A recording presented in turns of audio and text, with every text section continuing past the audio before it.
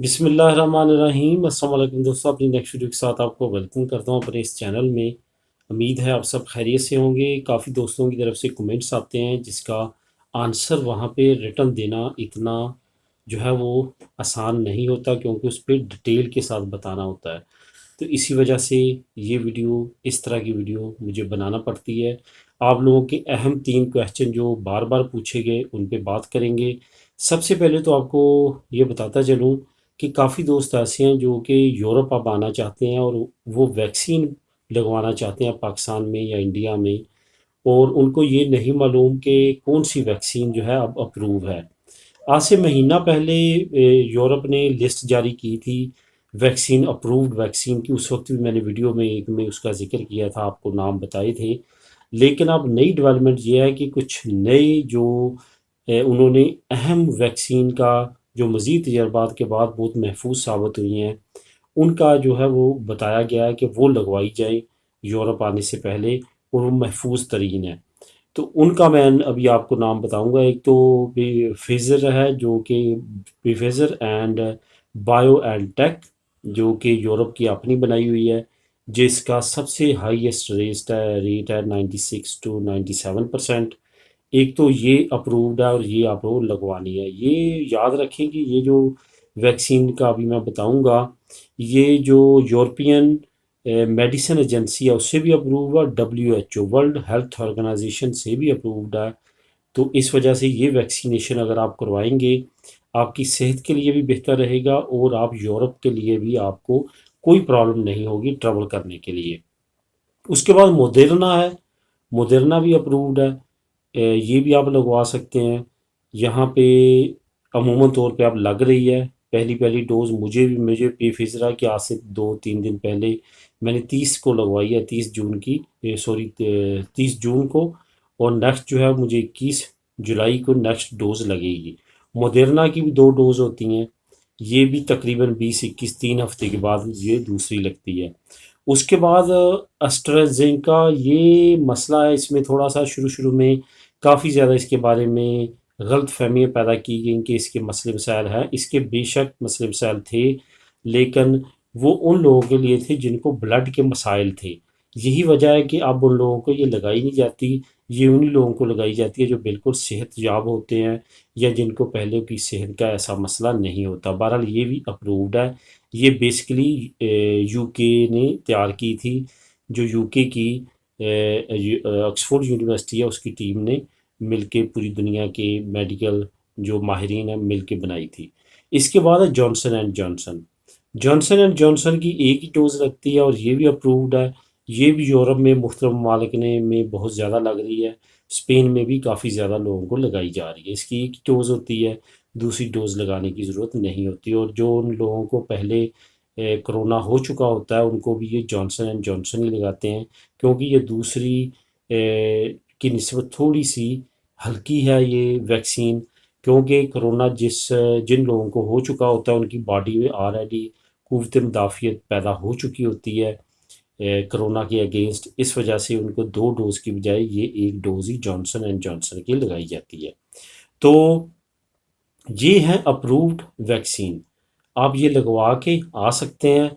कम अज़ कम 2 हफ्ते पहले आपकी लगी होनी चाहिए ट्रैवल करने से पहले। अब जो सेकंड बात है वो करते हैं, इंग्लैंड में आने वालों के लिए इंग्लैंड में कौन आपको बुलवा सकता है। यहाँ पे ये भी काफ़ी ज़्यादा गलतफहमी है। लोग कहते हैं वहाँ पे हमारा रिलेटिव है, उसके पास पासपोर्ट है, उसके पास सेटल स्टेटस है, उसके पास प्री सेटल स्टेटस है, तो क्या वो हमें बुला सकता है? अगर नहीं बुला सकता तो क्यों नहीं बुला सकता? ये तो बेहतर वो बता सकता है। मैं आपको क्राइटेरिया बता देता हूँ।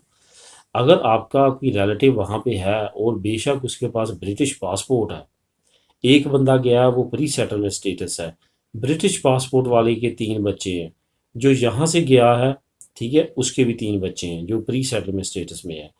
अब देखने में तो आप कहेंगे वो नेशनल है यूके का, दूसरी तरफ देखेंगे वो प्री सेटलमेंट स्टेटस है, उसको अभी इब्तदाई स्टेटस मिला है।